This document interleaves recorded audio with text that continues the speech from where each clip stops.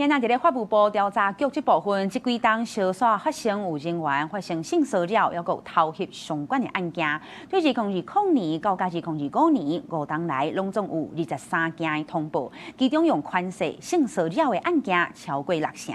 監察院是對調查局提出糾正，要求法務部就要全面檢討組織的文化，還有倒台機制。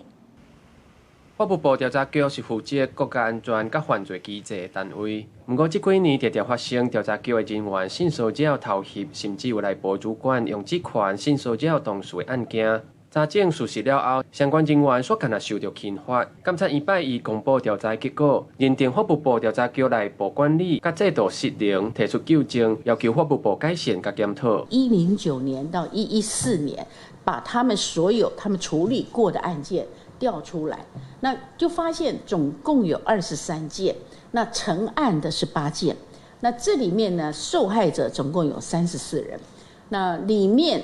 我們有一個很有趣的數字哈，66.7% 是有職務的關係。監察院嘛指出，調查局是用科技化司法進程無明確規定，性騷擾法則做理由，所以代誌發生佇司法進程，組長干會當記一大個。監察院的調查嘛發現，調查局內部學長對學妹會階級壓迫，甚至有到變成。監委指出，受害者常常因為驚予人保護，延遲申訴，甚至有一寡已經超過處罰的時效。加上機關過去常常用新改記過處理，絕無淘汰機制，這致使違反紀律的行為迅速發生。銓敘部在我們約詢的時候呢，講得很清楚啊，他那時候的修正呢，去年11月19號修正是再一次強調性騷擾、性侵害是政府對這樣子的行為完全零容忍哦。但是在修法之前呢，公務人員有重大違失行為，